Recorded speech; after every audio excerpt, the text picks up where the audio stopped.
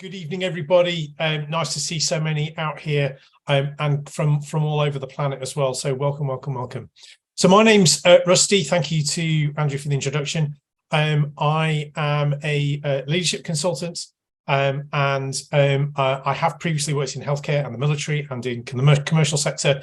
And what we've got this evening now, looking at the time, is about half hour, 35 minutes before we hit the Q&A window for me to talk to you about applying for the right job.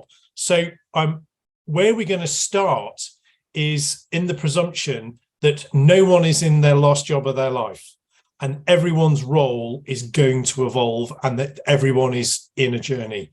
Presumably also, if you're interested enough to dial in this evening, you are interested in what's going to come next. So the first place to start when it comes to applying for the right job is knowing exactly where you are. So what I want you to all do as you're kind of going along, and I will ask for comments and questions of various things along the way, is for some comments. But to start off with, what I want you to do in your own mind, and I'm holding a pen as a reminder for me to suggest to you that you take notes, because we're going to rattle through this fairly quickly, and then obviously the Q&A won't cover everything again. So what I want you to do to start with is work out where you are. What I want you to do is I want you to apprise the balance in your current position between your role, your academic qualifications and your non-academic qualifications, your experience, your behaviors. And for those of you who've heard me speak on this channel before about leadership will know that how important I believe behaviors are in the leadership space. And then also, of course, your performance as well. So you need to try and get to a point in your career where you have your role, your qualifications, your experience, your behaviors, and your performance at a level where you are ready to make the next move. So there is something called the Peter Principle, which is the idea that people get promoted beyond their level of competence. We're not going to talk about that. We're not going to suggest that that's going to happen. What we're going to do is we're going to say, when your academic qualifications, experience, behaviors, and performance are in a position to be ready for the move. So, for example, you may find that if you're working in, for example, a hierarchical institution, that you need to attain a particular level of degree in order to be qualified for your next role.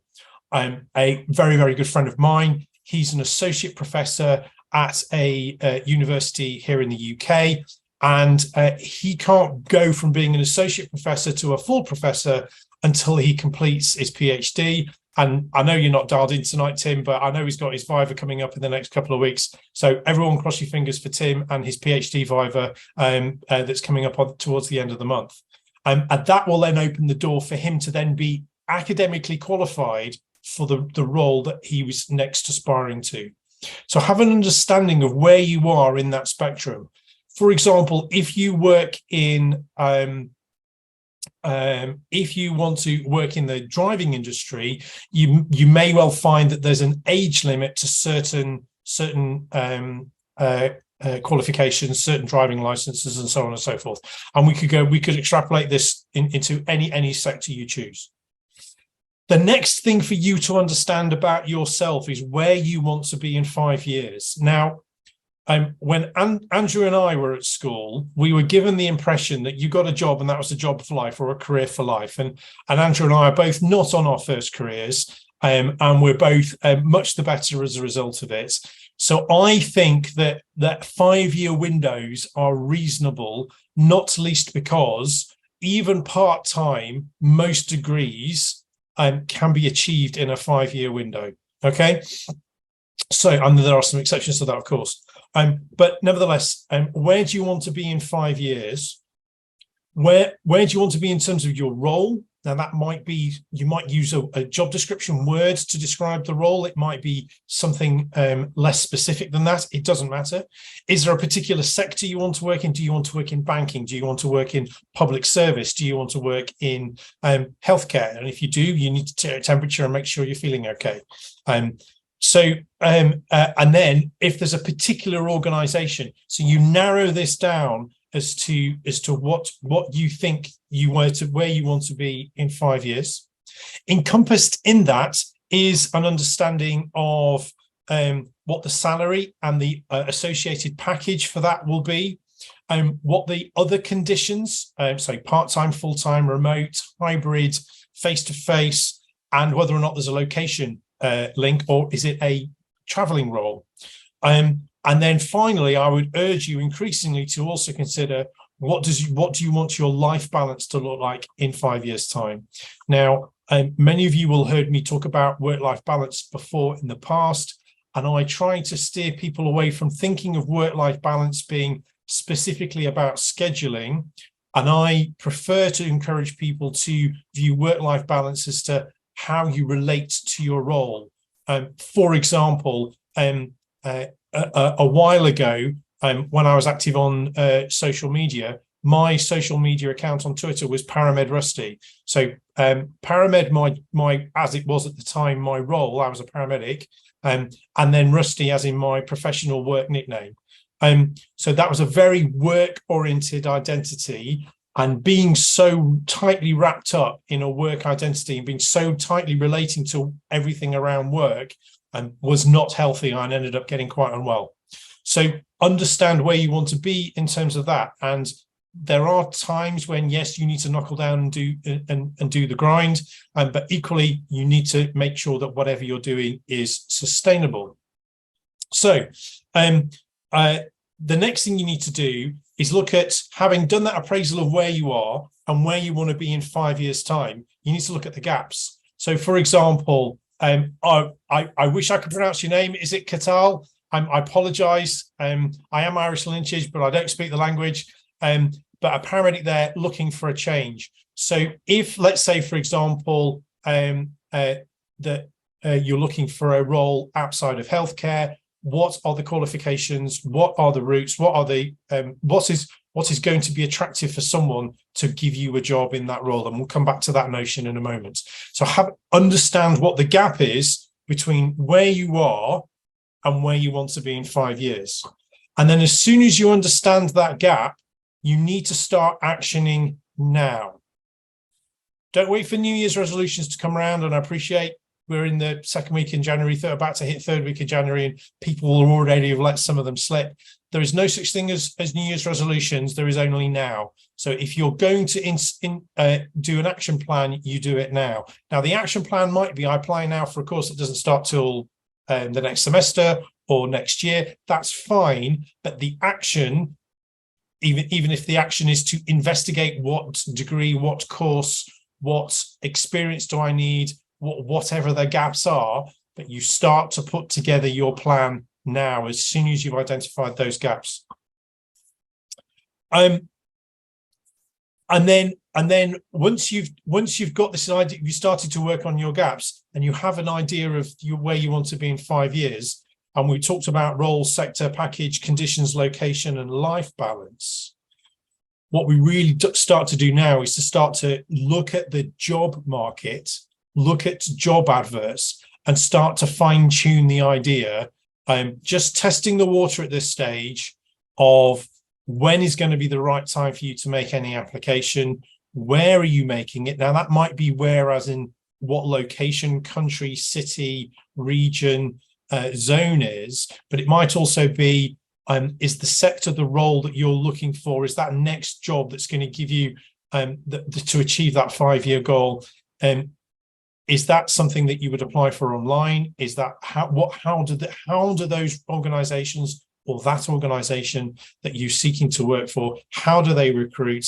Where do they recruit? Where do they do it? How do they do notifications? There are some jobs that are so well sought after that they don't advertise at all, and it's all done on word of mouth. And if you're not already in the network, then you haven't got a chance. And then you start to understand the role that you want and what the spectrum of job titles are that meet that role. So what you have to do is, this is where you do some grind. You have to look at lots and lots of job adverts and work out whether or not that job were you to be qualified for it, would be the job that you would apply for to give you what you want to be in 5 years' time. And then, of course, the other thing to understand is having had an idea of what you want your salary to look like in 5 years' time, take a look at what the market is actually paying. And if there's a gap there, you need to understand either you need to fill more of that, take more actions to fill those gaps, or possibly bring your salary expectations down a little bit. In the course of the next 5 years, it's likely that salaries are not going to be going up in many, many sectors as quickly as we might want them to. So again, you just need to be mindful that sometimes in the interest of development, that you need to be, you may need to take a role that's slightly less well paid than you were hoping for. It should still be a promotion based from where you are, unless you are completely changing sector and having to start again from scratch. But ideally, you want to be progressing and moving up. Okay, so that's got us to a point there where we've started to fine-tune what it is we're looking for based on where we are and where we're going. I'm just going to ask for a quick pause from everybody, and if anyone's got any burning questions, hit me now, because we're going to restart in about 20-30 seconds, but I'll happily take a question in the meantime.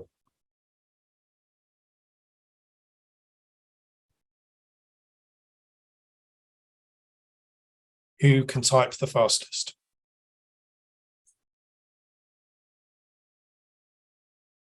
See, we've got some Kitu, got an ACP.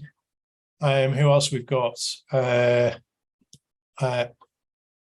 just trying to see some locations. There's some fabulous, completely, to my mouth, completely unpronounceable names. So I'm going to presume you're either from exceptionally exotic places or you are still there.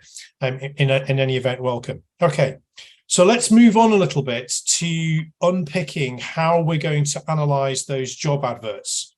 And again, this overlaps slightly with the previous elements, which is starting to fine-tune your ideas. But ideally, this kind of analysis, where you're starting to choose now what jobs you're applying for. So we know what we want, we know where we want to be, we know what salary we want, we know what the job description wants to be. This is the job that's not the final job, it's still the job that's just going to get us the next job, but this is the job that's either going to line us up for the job we want to be for in 5 years' time, or it's the job that we want to have in 5 years. Okay. Windy Stoke-on-Trent, I love it. I love it. So so the first thing you're going to do is you're going to look at the job title. Does the job title meet what you want? Now, job titles are a way for an organization to give people promotions without pay. So be very, very careful with what a job title sounds like, and you need to make sure that the job title matches especially the next two components, which is the job description and the person specification. Now, the job description, when this is done properly by organizations, this is two separate documents or two halves of the same document. The job description tells you about the job and what the person in the job would do. The person specification should describe the person that's going to be eligible to do the job, and that will be in terms of knowledge, skills, behaviors. So what qualifications you need, what sort of cultural behaviors do they want to see for someone joining their organization, and are there any particular skills that you are required to have? Leaning back to the driving analogy, do you need to have a driving license of a particular type in order to be eligible for this job? Those are the sorts of things that go into the person specification. You'll also need to look for an indication of location, and sometimes this can be very vague. Sometimes very large organizations put regions down. Sometimes organizations are smaller and they're naming a specific town, city, village, or again, you've got this balance between remote, hybrid, and face-to-face. In a job advert, look for interview dates. If an organization has that well organized that they've managed to already know when the job advert is going to open, when the job advert is going to close, how long it's going to take them to shortlist, and then give their candidates a reasonable amount of time to get to an interview, that's a good organization. That's an indication that this is a well-run organization that you might aspire to work for and thrive in. If they are publishing job adverts in their interview dates in their job adverts, that's a really good sign. It's an even better sign if it's all reasonable. If the interview date is next week, that's badly thought out. But if there's a job interview window and about 2 to 3 to maybe 4 weeks after the job advert closes, and most adverts advertise when the job application needs to be in by, if there is a 3-4 week in window there, that is sufficient time for an organization to do its shortlisting, which we'll come on to in a minute, and then give a reasonable notice to a candidate to then arrange their life so that they can get to an interview either face-to-face or via remote means. Okay. And then another key detail to look for in a job description is the person to contact. Now, sometimes this is an HR lead, sometimes it's the accountable recruiting or responsible recruiting manager or leader or supervisor in the organization. And if you get to this point of your analysis of the job, that you are interested in the role, I'm going to encourage you multiple times this evening to always get in contact before you put your application in. Okay, a couple of other details that you may find in the job description. Organizations commonly put in not just the job title, but the job title of the person, of the line manager of the role, and or the job title of the recruiting manager for the role, and they're not always the same person. And then it's time to analyze the tone of the job description and the person specification. Are they written in plain English or plain in simple language, in whatever language it is you're reading it in? Do they look like they've been written by a committee and are exceptionally flowery, and are sentences 4 lines long, and they should never be longer than 3? Are the sentences completely clumsy? Is it wordy? Does it repeat itself? Are there any typos? And there really should be 0, but are there any typos in the written documentation? And is there any evidence of just cut and paste? And this particularly relates to if there's a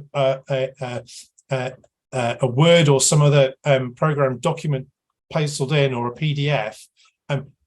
Do the font sizes match? If you have font sizes that don't match in the same paragraph, someone's done some cut and paste. And again, it speaks to a lack of attention to detail. And is that an organization you want to aspire to work for? Now, don't get me wrong, I make typos and I make mistakes in my written work all the time. And that's why, for example, the document I wrote this afternoon for a specification for a new course, I've sent it to 2 other people to proof it before I even share it with the first client. So these are all things that you can do to understand the organization, that you are looking at. So again, you're doing due diligence on them as much as they're doing selection of you. Okay, because quite often you'll hear stories of people going into organizations, and when they got there, it wasn't quite as advertised. But with hindsight, there were clues along the way. So pick up on all of these clues. And then once you've got through all of that analysis of the job description, the person specification, all the information that's there, the tone, the typos, what's the feel of it? Does this role fit with the plan that you've already written? Now, just because it doesn't meet the plan doesn't mean you shouldn't apply, but you need to understand when you are diverging from your plan, and that needs to be a conscious thing. It's a bit like if you work in an environment where there are guidelines, and guidelines are to guide, but in order to step away from the guidelines, you should only ever do that with awareness and justification. And ideally, you should share the decision and make sure it's well documented, depending on what sector of industry you work in. So does the role that you've just analysed fit your 5-year arc, or does it fit a longer arc? Are you, or is the role close enough matching? Okay. And then the next piece to absolutely always urge you to do is to visit the department, or at the absolute minimum, you need to email and arrange a telephone call or an online meeting with someone at the organization, because again, this is you doing your due diligence. And also there are some organizations that won't shortlist you. They're not going to say this, they won't tell you this, but they won't shortlist anyone that hasn't been in touch. And they will keep a record of who's been in touch. And they don't have to, in most employment legal frameworks, so in other words, in most countries, they don't have to declare whether or not that's a minimum shortlisting requirement. Now, coming to shortlisting, we're going to go through writing the application in a moment. But fundamentally, in order to be shortlisted in most governed systems, if you meet the person specification, unless you are in a cast of thousands in meeting the person specification, you should be shortlisted for interview. Okay, so that's what I mean by shortlisting, is that they take all of the applicants, they trim them down to the ones that meet the minimum person specification, and then they get called forward for interview. Now, which segues us on quite nicely to writing the application for the first time. Just checking the okay, so Kitu, training ACP role with a background in ED. If you are looking at a job description and it's very vague about whether it's primary or secondary care, look at the employer, because hospitals will employ you for acute and secondary care, and it'll be a GP or a PCN or another primary care organization. So that would be a way of finding that out. But again, if the advert's that badly written that it's not clear, what can you reasonably infer about the organization or about the team within that organization that you're applying to? Because sometimes these things are done quite locally, and they're not representative of the whole organization. They're only representative of that particular team. That's a great question. Thank you for it. So what we're going to do now is we're going to go back to the job description and person specification. And again, in a well-written advert, in the person specification, and remember the person specification, the list of the things that you have to have in order to be eligible for the role. Do you need a degree? Do you need a master's? Do you need A-levels in a particular subject? Do you need a driving license of a particular level? Do you need to be able to run a mile in under 3 minutes? Whatever the qualifications are, they'll be in there. Do you need to be a jolly nice person? And of course, in nearly all roles, you need to be a jolly nice person. So you need to look in the job description of the person specification, and in the person spec, it should state what the requirement is, and it's normally in a table form, and one of the columns a bit further down will be an indication of how that is being assessed by the organization. And it's either assessed in the application, or it's assessed at interview, or in some form of formal testing, because some roles you need to do a competency test prior to getting the role. For example, entry into medical school in the UK and America and many other systems, you need to pass the online test before you can apply. Driving licenses in the UK, exactly the same. You need to do the online version of the test before you can go do your practical driving test. It will tell you where that qualification, knowledge, skill, behavior, whatever feature it is of the person spec, how the organization are measuring it.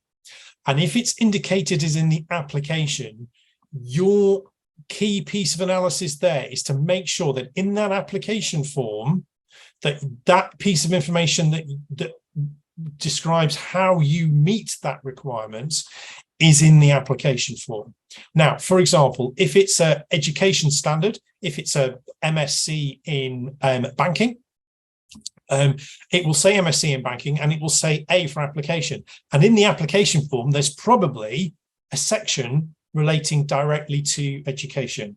And what you then do then is to make sure that your appropriate qualification, as in the person specification, is right at the top of the list, to make sure that that's absolutely clear. If, however, the organization are not that fabulous at getting all of these things tied up, you may find either intentionally or unintentionally, there are elements of things that are assessed, that are indicated as being assessed in the application, that there isn't a specific tick box or section for. In that case, the inference is you're expected to write about it in the free text box.